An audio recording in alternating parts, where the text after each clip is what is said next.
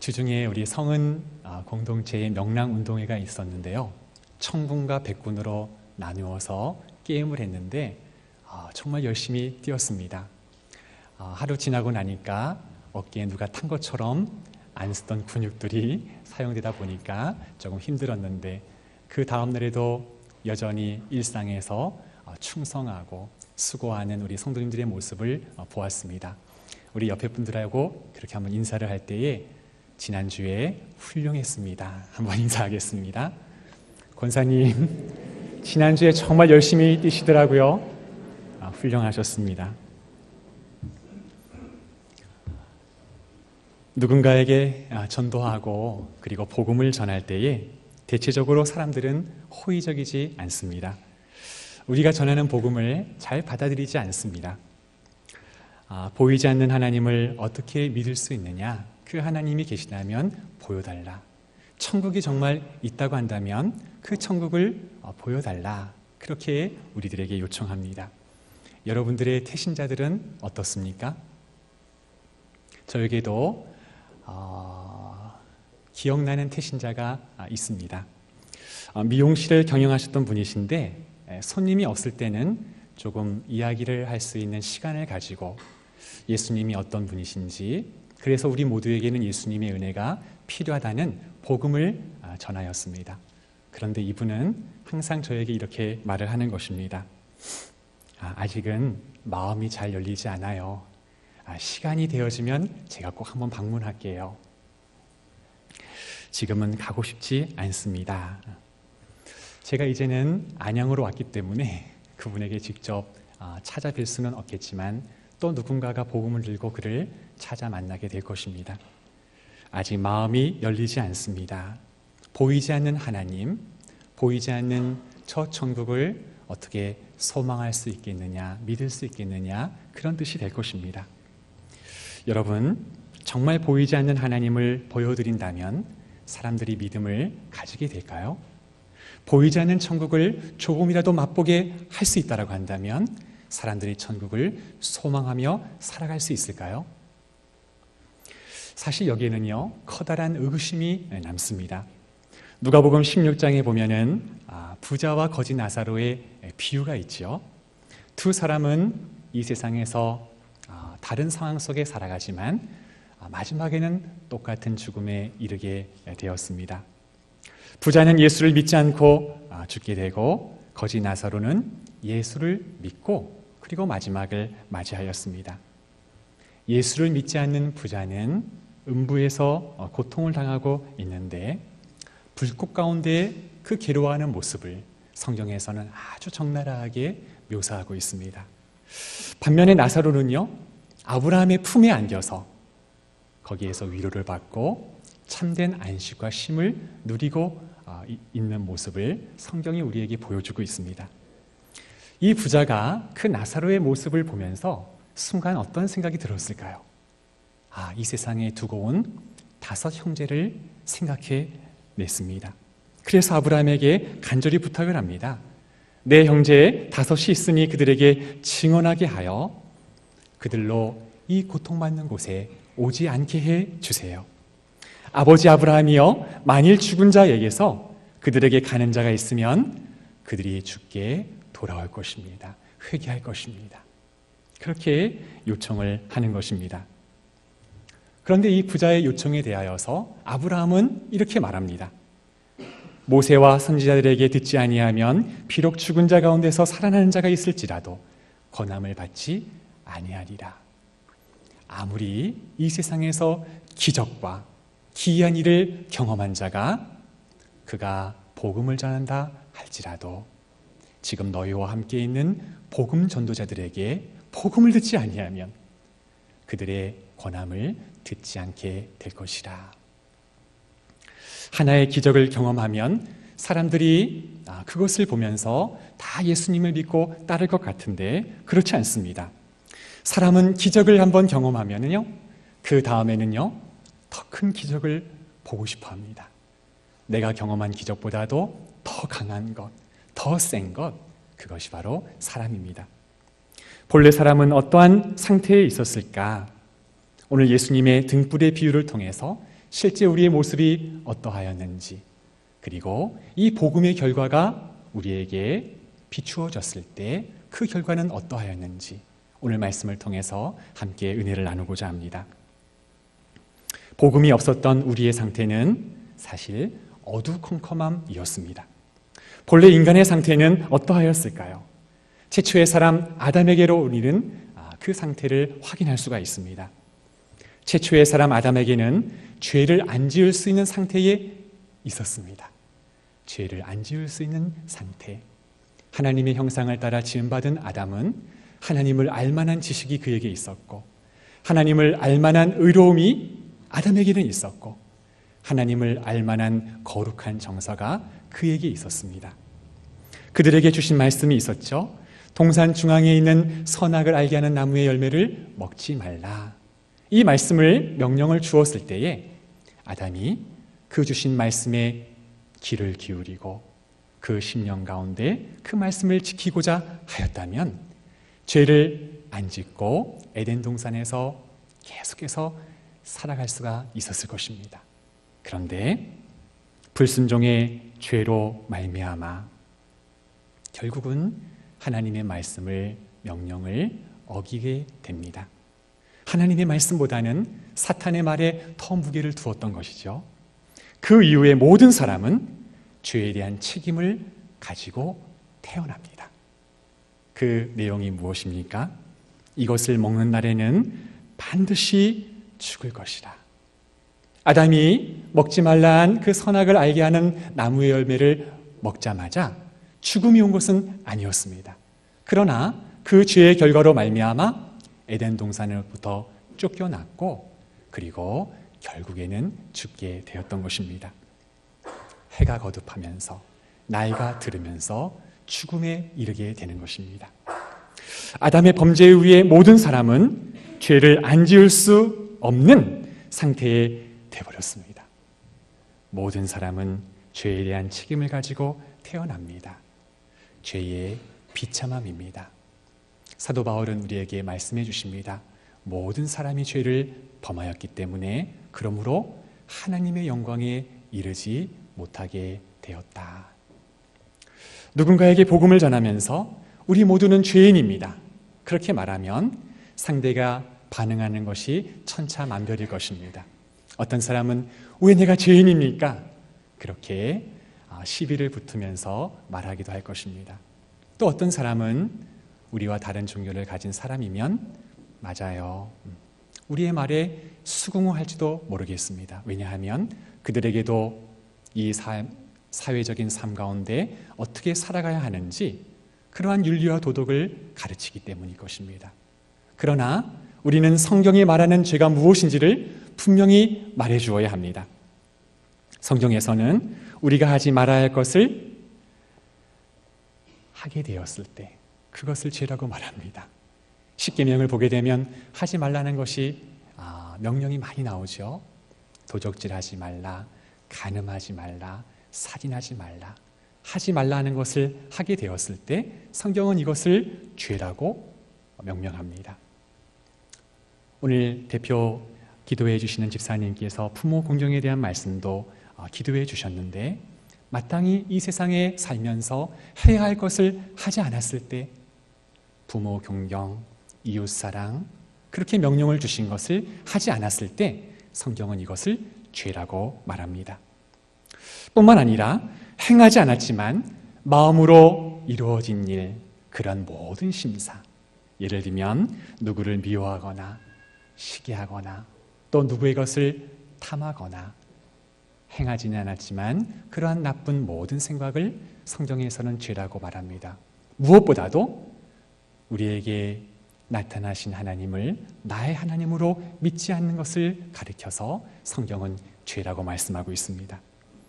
아담 이후의 모든 인간의 상태가 허물과 죄로 죽었기 때문에 죄를 지을 수밖에 없는 상태가 된 것입니다. 지금도 세계 곳곳에서는 사고와 사건이 끊이지 않고 일어나게 되는데, 여러분 한번 생각해 보세요. 그 깊은 내막에 들어가면 죄가 활동하고 있는 것입니다. 하나님의 뜻에 거스르는 이 사단의 활동하고 있는 것을 우리가 경험하게 됩니다.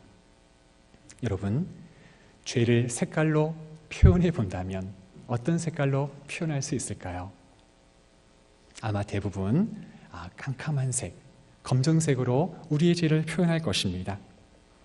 공포스러움과 두려움, 암흑, 죽음, 절망 그 자체. 우리의 인간의 상태가 바로 그러했다는 것입니다. 죄인인 사람은 죄의 문제를 스스로 해결할 수가 없고 더욱이 하나님을 찾아가는 것은 불가능합니다. 왜냐하면 죄인은 하나님을 볼 수가 없기 때문에 그렇습니다. 그 자체로 절망인 것입니다. 우리가 무엇을 본다라고 하였을 때 세 가지가 충족되어야 합니다. 우리의 눈이 있어야 하고 우리가 보고자 하는 대상이 있어야 하고 무엇보다도 이것이 있어야 합니다. 무엇일까요? 빛이 있어야 합니다. 우리 교회 천정에서 아래로 내려쬐어지는 그 빛이 여러분들에게 비추어지고 또 여러분들에게 반사된 빛이 제 눈의 망막에 결상되면서 저는 여러분들을 볼 수 있게 되는 것이죠. 여러분 또한 저를 볼 수 있는 것입니다. 그런데 만약 이 빛이 없다고 한다면 제가 서 있는 이곳에서 저 밖에 있는 문까지 가는 데까지도 평상시와 다르게 많은 시간이 걸릴 것입니다. 예수님을 믿기 전에 모든 인간의 상태는 어두컴컴함이고 죄인이기 때문에 우리 스스로는 하나님을 찾아갈 수 없었습니다.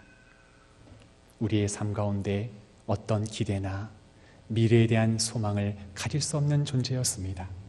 어두컴컴함, 흑암, 죽음, 그리고 절망 그 자체가 우리의 상태였다라고 성경은 말씀해 주고 있는 것입니다. 그런데 성도 여러분, 허물과 죽은 죄로 죽은 우리에게 아무런 소망이 없는 자들에게 어떠한 일이 일어난 것입니까? 복음이라고 하는 빛을 하나님께서 우리에게 비춰 주셨습니다. 할렐루야. 오늘 기원 시간에 장로님이 읽어주셨던 말씀은 골로새서 1장 26절과 27절의 말씀을 읽어주셨는데요. 이 비밀은 만세와 만대로부터 감추어졌던 것인데 이제는 그의 성도들에게 나타났고 하나님이 그들로 하여금 이 비밀의 영광이 이방인 가운데 얼마나 풍성한지를 알게 하려 하심이라. 이 비밀은 너희 안에 계신 그리스도시니 곧 영광의 소망이니라. 복음은 원래 감추어졌던 것인데 그 복음이 나타나게 되었다는 것입니다. 여러분, 보이지 않았다고 하여서 존재하지 않았던 것은 아닙니다. 여러분, 낮에도 별은 존재합니다. 요즘에는요, 대기의 질이 좋지 않아서 도심 지역의 밤하늘을 보게 되면 별을 찾아보기가 조금 힘든데 공기가 깨끗한 외곽 지역으로 나가다 보면 밤하늘에 수를 놓는 우리가 별을 감상할 수가 있습니다. 밤하늘에 별을 볼 수 있다고 해서 별이 밤에만 존재하는 것은 아닙니다. 낮에도 있었습니다. 단지 주변이 밝아서 보이지 않을 뿐입니다. 골로새서에서 비밀이라고 말씀하신 것은 영어의 시크릿이 아닙니다. 미스테리, 무스테리엄, 신비라는 뜻입니다. 영원히 감추어질 것 같았으면 시크릿이라는 단어를 사용했을 것입니다. 그러나 그것이 아니라 하나님이 정해진 때에 때가 무르익어서 그 비밀을 우리에게 나타내 보여주셨다는 것입니다. 구약의 율법과 선지자들이 말했던 그 구원의 비밀이 베일이 벗겨진 것입니다. 이제는 누구든지 우리에게 보여주신 그 그리스도를 통하여서 절망인 죄인이 소망의 사람으로 바뀌어졌다는 것을 우리에게 말씀해주고 있습니다. 오늘 말씀에서 예수님은 등불의 비유로 말씀해 주십니다. 또 그들에게 이르시되 사람이 등불을 가져오는 것은 말 아래에나 평상 아래에 두려함이냐 등경 위에 두려함이 아니냐. 등불의 목적은 환히 비춰주는 것입니다. 그렇기 때문에 어떤 바스켓으로 가려서도 안 되고 침상 밑에 두어서도 안 됩니다. 램프는 등경 위에 램프 스탠드에 두어서 주변을 환하게 비출 때에 그 등불의 목적을 잘 이루는 것입니다. 우리 예수님은 세상의 빛으로 오셨습니다. 어두컴컴한 가운데 아무런 소망이 없는 우리들을 찾아오셨습니다. 너무나 신비이죠. 이것이 우리에게는 소망이 되는 줄로 믿습니다. 주님이 오시는 그때에 나타나게 되는 한 가지 특징이 있는데요. 오늘 말씀을 보게 되면 드러내려 하지 않고는 숨긴 것이 없고 나타내려 하지 않고는 감추인 것이 없느니라 하였습니다. 숨기는 일이 있는 것은 드러내어지는 일이 있기 때문입니다. 무엇인가 감추는 일이 있다는 것은 나타내는 일이 있기 때문입니다. 주님이 이 땅 가운데 오시면 모든 것이 다 드러난다는 말씀입니다. 같은 말씀을 우리에게 들려주시는 병행구절인 누가복음 8장 17절 말씀을 보게 되면 이렇게 말씀하고 있습니다. 숨은 것이 장차 드러나지 아니할 것이 없고 감추인 것이 장차 알려지고 나타나지 않을 것이 없느니라. 빛 대신 주님이 오시면 모든 것이 다 드러나는 것입니다. 우리 사회에 어떠한 문제로 물의를 일으켰을 때 중대한 범죄 사실이 드러났을 때에 검찰이 조사를 할 때가 있습니다. 어떤 지위를 가진 사람이든지 그 검찰의 포토라인에 서게 되면 두려움을 가지게 된다고 합니다. 긴장을 하게 되고 초조함을 느끼게 되고 검찰은요 누군가와 신문에 앞서서 다양한 치밀한 조사를 벌입니다. 여러 사람들의 증언들을 통해서 사실을 확인하고 또 여러 자료들을 확보합니다. 이들이 정직한 마음으로 수사한다고 한다면 대부분의 사실은 그대로 드러나게 될 것입니다. 사람의 조사도 이러한 치밀함이 있다면 여러분 태양보다 더 영광스럽고 밝으신 주님 앞에 우리 모두가 섰을 때에 여러분 어떠할까요? 모든 것이 다 드러나는 것입니다. 모든 것이 다 나타나지게 될 것입니다. 복음을 통해서 우리가 알게 되는 것은 우리가 하나님 앞에 죄를 안 지을 수 없는 죄인, 죄를 지을 수밖에 없는 연약하고 무능력한 죄인임을 깨달아 알게 되는 것입니다. 누구든지 빛 대신 주님 앞에 서게 되면 이러한 진지한 고백을 할 수밖에 없는 것입니다. 예수님의 제자 베드로도 그러하였습니다. 베드로가 밤새도록 고기를 잡고 있었지 않습니까? 고기 잡는 이 일에 있어서 둘째라고 하면 서러워할 사람이 바로 베드로였습니다. 그날도 밤새 고기를 잡으려고 하는데 그날 저녁에는 한 마리도 잡지 못했습니다. 그러한 가운데 이 모습을 지켜본 예수님이 한 말씀을 하십니다. 깊은 데로 가서 그물을 내려 고기를 잡으라. 밤새도록 해봤습니다. 이 일을 몇 년 동안 계속 해온 베드로입니다. 고기를 잡는 이 일에 있어서는 베드로가 전문가입니다. 아니 지금 이 새벽 시간에는 깊은 곳에 가면 고기를 잡을 수가 없습니다. 그가 경험적으로 알고 있었지만 그러나 주께서 말씀하시기에 이 말씀에 의지하여 깊은 곳으로 가서 그물을 내릴 때에 놀라운 일이 벌어졌습니다. 자신의 배뿐만 아니라 같이 함께했던 배에도 그 고기를 실었는데요 물에 잠길 정도로 풍성하게 거두어서 그리고 돌아오게 된 것입니다. 그가 주님을 만나게 되었을 때에 이렇게 고백합니다. 주여 나를 떠나소서 나는 죄인입니다. 여러분 빛 대신 우리 주님을 만나고 그 말씀 앞에 서게 되면 우리의 존재가 어떤 모습인지 주님 앞에 고백하게 되고 우리가 죄인임을 주님 앞에 고백하지 않을 수 없는 것입니다. 참된 신앙은 그분 앞에 내가 죄인임을 깨닫는 것입니다. 뿐만 아니라 그 주님을 나의 구주로 모셔드리는 것입니다. 베드로가 그의 경험을 의지하지 않고 주의 말씀에 의지하여 그는 그곳에 그물을 내릴 수가 있었습니다. 우리가 그분을 적극적으로 믿는 신앙하는 행위에 앞서서 필요한 것은 그분의 말씀을 받아들이는 것입니다.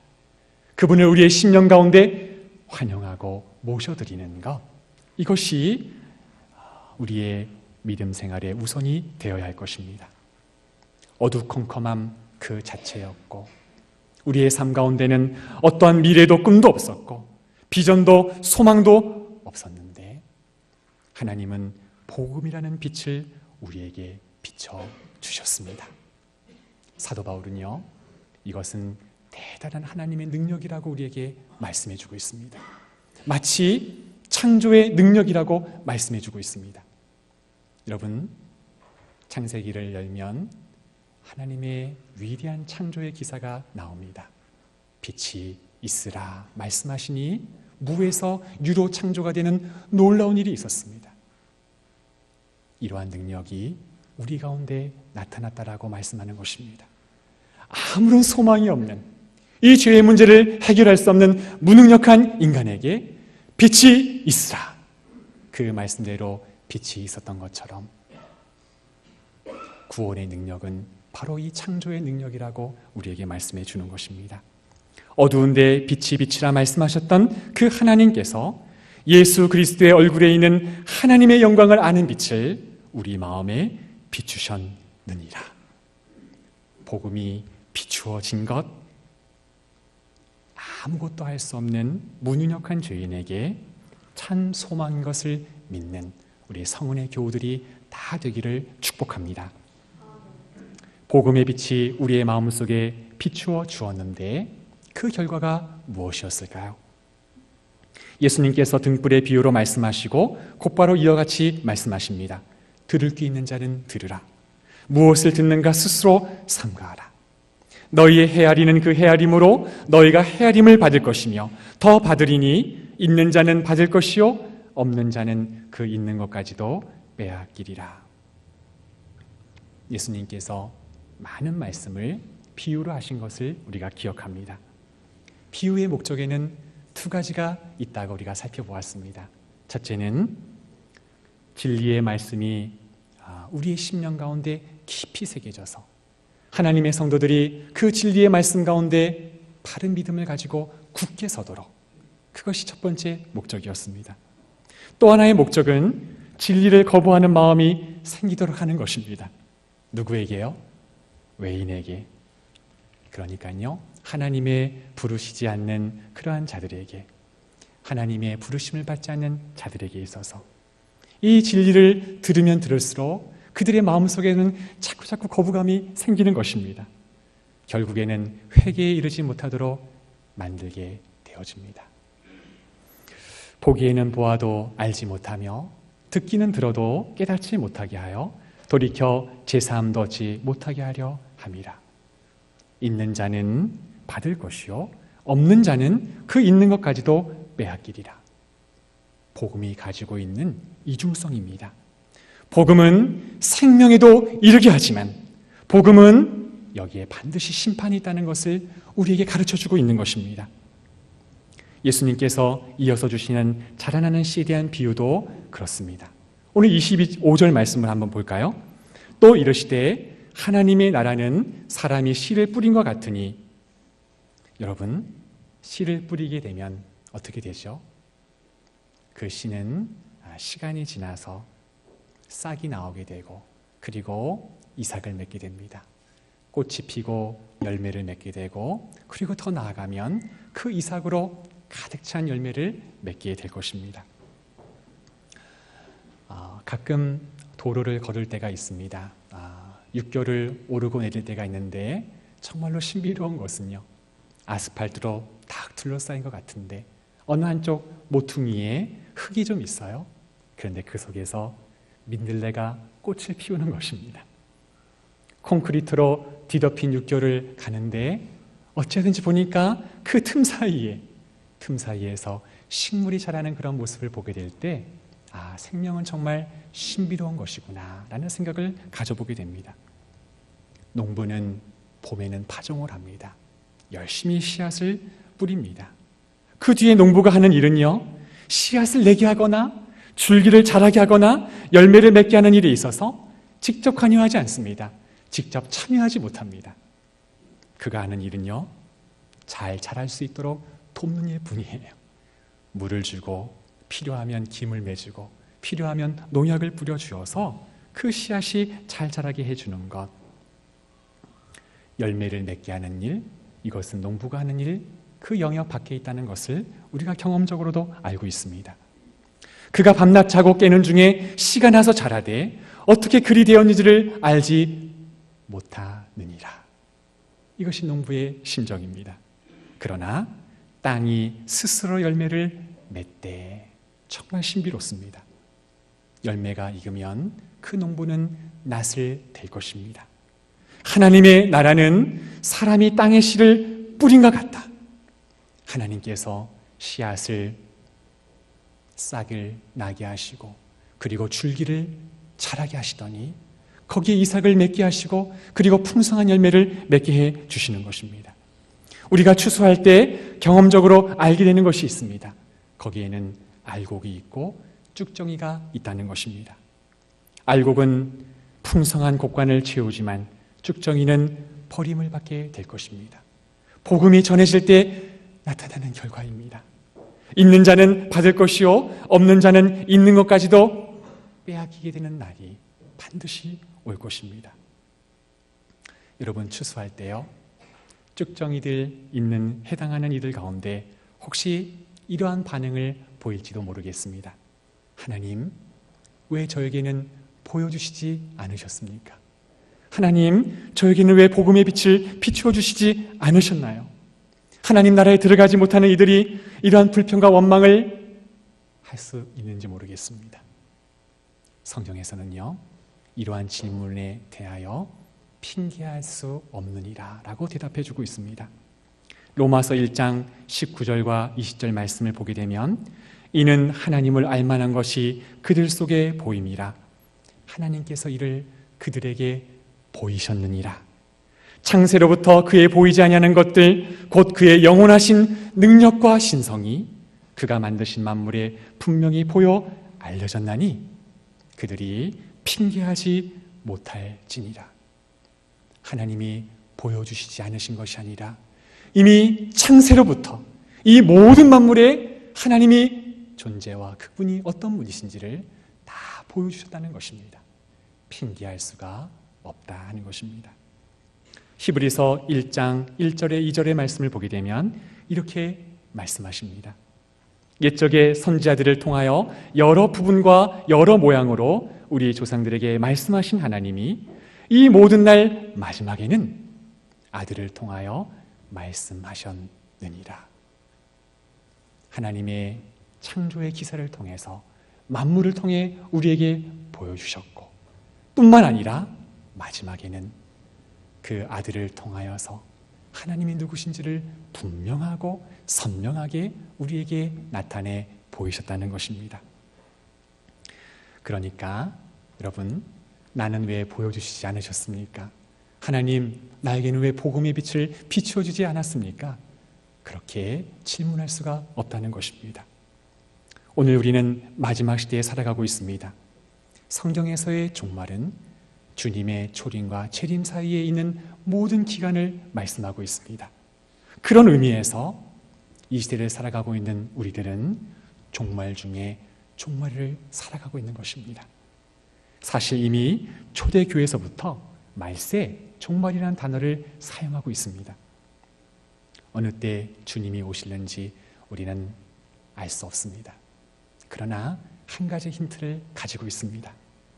온 세상에 복음이 전파되는 그때에 이 천국 복음이 모든 민족에게 증언되기 위하여 온 세상에 전파되리니 그제야 끝이 오리라.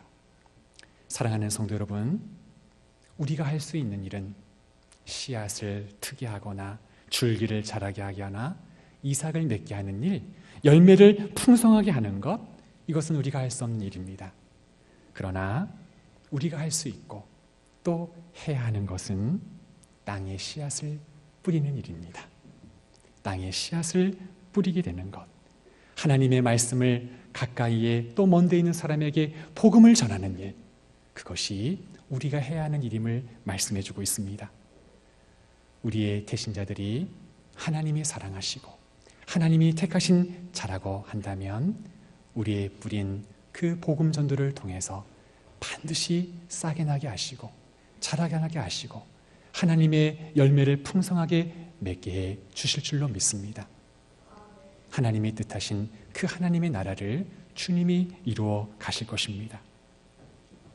감사한 것은 우리 교회에 귀한 전도주의를 허락해 주셨습니다. 우리 교회 소식에 광고도 있겠지만 6월 3일과 6월 10일에 평소에도 전도를 위해서 힘쓰는 우리 성은교회 훌륭한 성도님들이신데 이 두 번의 주일에서는 우리가 모시고자 하는 태신자들을 다 모시고 나오는 주일입니다. 하나님께서 찾고자 하는 자들을 찾으실 때에 하나님은 기뻐하실 것입니다.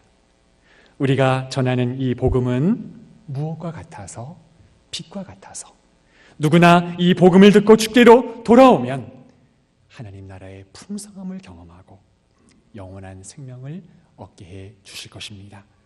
이 일을 위하여 다 함께 수종되는 복음 전도자, 하나님의 말씀의 씨앗을 뿌리는 사람들, 그러한 하나님이 쓰시는 귀한 종들이 다 되어지기를 주님의 이름으로 부탁을 드립니다.